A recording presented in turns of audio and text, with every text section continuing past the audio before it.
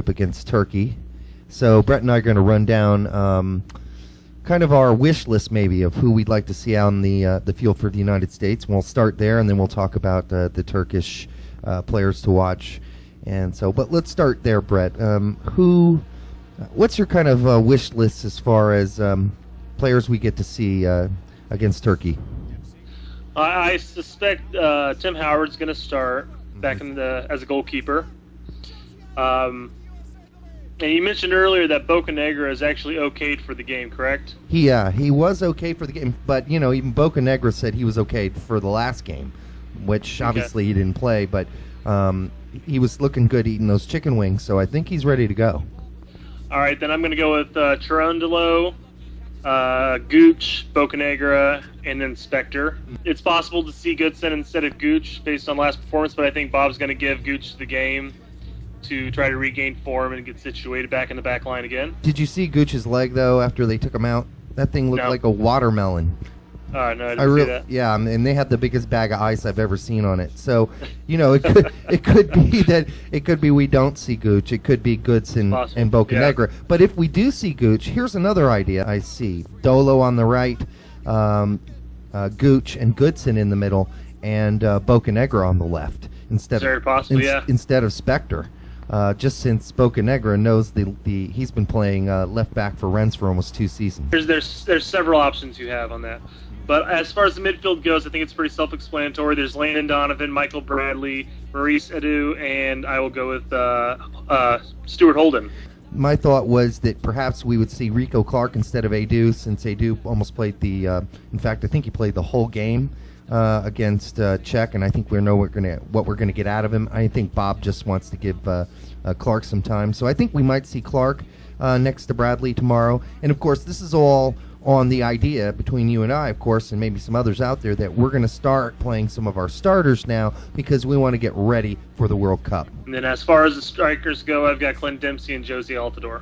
Yeah, that just seems like a cinch to me. And then, sometime around 55, 65, or 75 minutes in, hopefully you'll see Gomez and or Buttle or both. And then you're going to see probably a full 6 guys come in after halftime, just to give everybody a look, give everybody some running time, give everybody a good feel, because a lot of weird things happen in World Cups, and everybody has to be ready. I would actually like to see Henneman get a shot in the second half, perhaps. Yeah, and I was thinking about that too. Yeah, but damn it, let's let Marcus play some damn soccer. The guy has been a dedicated, third and second string for how long? And listen, Guzan could have helped us the last game. I'm not saying that any of the goals were his fault, because they weren't. But at any point did Guzan make an amazing save that would have stopped one of those balls from going in, especially when Edu screwed up, and you could see that screw up coming from a mile away. Did Guzan get out and really make himself as big as he could have? I don't think so. He didn't save anything last night that you would have said, wow, that's an amazing save. Am I right? No, I agree completely. Guzan did not look sharp to me. I think he worked his way back to the third spot, to tell you the truth.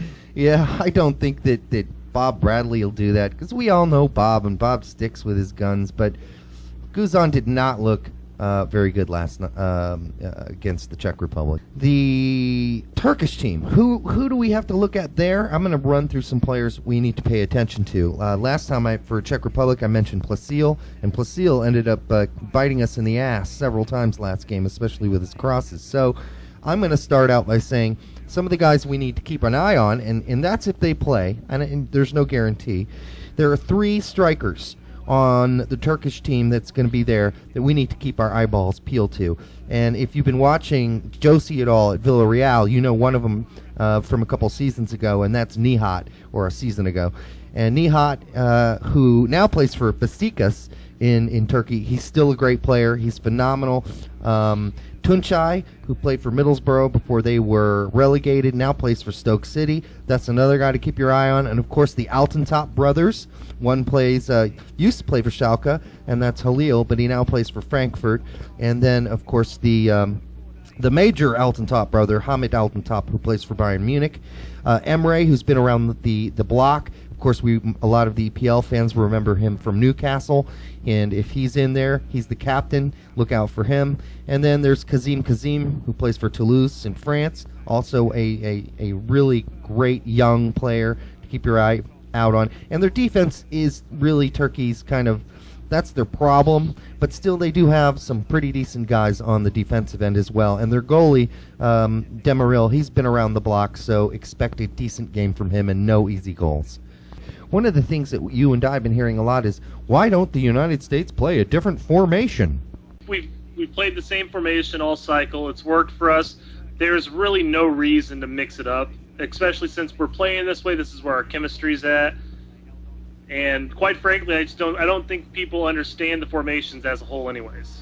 Right, and when you see, we usually play a flat back four with somewhat of aggressiveness, either on the left or right back, depending on who's in the game. But in the midfield, we typically play two, especially against the good teams, two rather defensive-minded midfielders, and that's Bradley and whoever plays next to him, whether it be Adu or whether it be Clark. And then on the wings, we have Dempsey and we have Donovan. And we actually have some people out there who still apparently think Landon Donovan plays striker. This amazes me.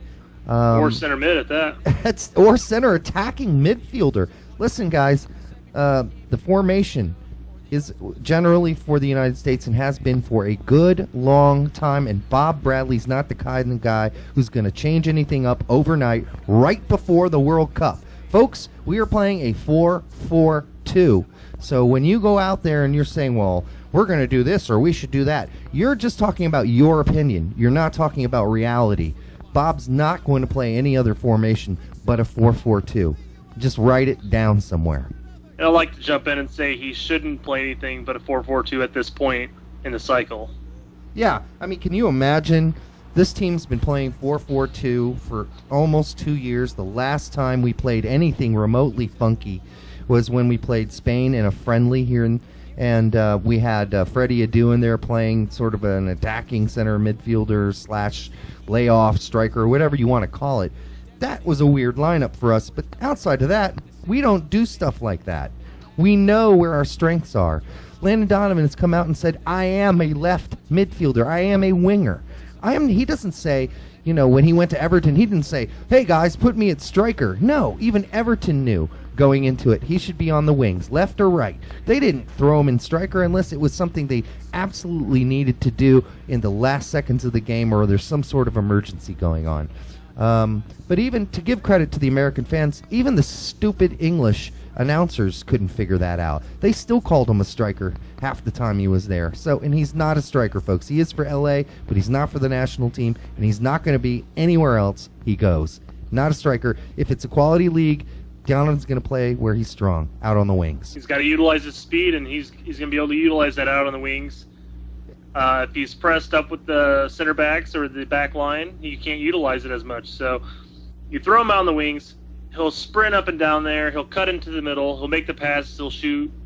That's where his strength lies. He shoots and he can pass, as we learned, not that we learned, but as was displayed at Everton. The guy can pass a ball. He can cross a ball. He's got great touch.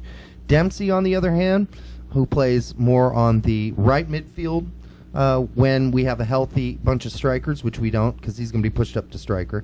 And I think we already talked about Holden sliding in for him. But if Dempsey's playing right midfield, he likes to suck inside more to the center of the field. But Donovan likes to creep out wide, get the ball out wide, and then cut in.